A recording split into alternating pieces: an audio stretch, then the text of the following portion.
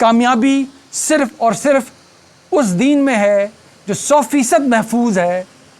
آخری نبی صلی اللہ علیہ وآلہ وسلم عنایت فرما کر گئے، ایک ایک علم کا ایک ایک لفظ اور عمل کا ایک ایک جز، دونوں کو صحابہ کرام رضی اللہ علیہم اجمعین کی جماعت نے من و ان قرآن کو اپنے قولی تواتر سے بالکل زیر زبر پیش آواز محفوظ کر کے اور سنت کو عملی تواتر سے محفوظ کر کے پہنچا دیا۔ آج ہم بیٹھ کے نماز پڑھ کر آئے ہیں، بیٹھ کے قرآن پڑھ رہے ہیں، یہ اس نبی کا دیا ہوا دین ہے، اس جماعت کا پہنچایا ہوا دین ہے۔ ہر نسل نے اس میں اپنا حصہ ڈالا ہے، لیکن اللہ تعالیٰ نے معیار کیا بنا دیا؟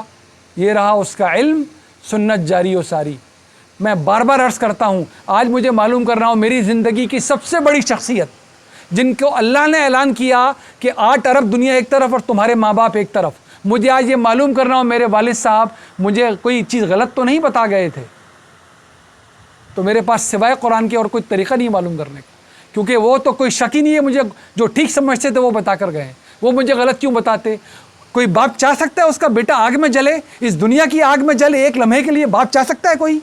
کوئی باپ چاہے گا جان بوجھ کے اس کی اولاد ہمیشہ کے لیے دوزخ میں جا کے پڑے؟ بتائیے ایمانداری کی بات، چاہے گا ہم میں سے کوئی؟ تو ان کو بچانے کا، اپنے آپ کو بچانے کا واحد طریقہ ہے یہ قرآن۔ جو دل چاہے پڑھے سر آنکھوں پہ، ایسا نہ ہو کہ وہ پڑھ لیں اور یہ نہ پڑھ سکیں، ایسا نہ ہو وہ سمجھ میں آ جائے اور یہ کتاب سمجھ میں نہ آئے۔ اگر اس میں 6 مہینے لگنے ہیں تو آج سے شروع کریں، اس میں 6 سال لگنے تو آج سے شروع کریں۔ ہم میں سے مفسر کوئی نہیں بنے گا، 30 سال چاہیے، کوئی دعویٰ بھی نہیں کر رہا، لیکن یہ کتاب ہماری پیشی پہ اس کو سمجھ کے جواب دینا ہے۔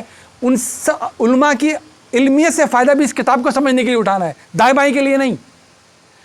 ایسا نہ ان سے بھی کوئی اور کتاب پڑھ لے اور یہ رہ جائے پیچھے، اور اس میں جھانکتے رہنا ہے۔ جب مجھے اپنے باپ کے دیے ہوئے علم کو اس میں سے معلوم کرنا ہے، باقیوں کی کیا گنتی ہے میرے پاس؟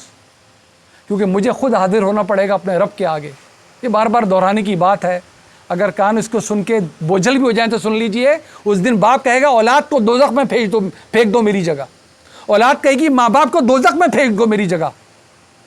اور سب سے بڑا خسارہ پتہ ہے کس کو ہوتا ہے؟ جو سمجھتا ہے کہ میں بہت اچھا کر رہا ہوں اور ہوتا غلطی پر،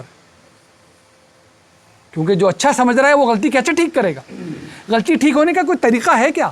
دیکھ تو لیجئے کیا سنا رہا ہے اللہ کہ القاء کچھ ہونے والا نہیں، جس کو ہم بعض اوقات بزرگی سمجھ رہے ہوتے ہیں، شیطانوں کا القاء ہے، وہ جنوں کا القاء کیا ہوا۔ میں سمجھ رہا ہوں میری نمازیں قبول ہو گئی، ضرور ہوں گی، کیوں نہیں ہوں گی؟ اس قرآن سے وابستہ رہنا ہوگا، سنت پہ عمل جاری کرنا ہوگا، ہر لمحے اچھی امید، ہر لمحے پورا خوف۔ ابھی قبول ہوا نہیں ہے، قیامت پہ پتہ چلیں گے۔ اللہ ہماری وابستگی کو آگے سے آگے بڑھائے۔ السلام علیکم ورحمۃ اللہ وبرکاتہ۔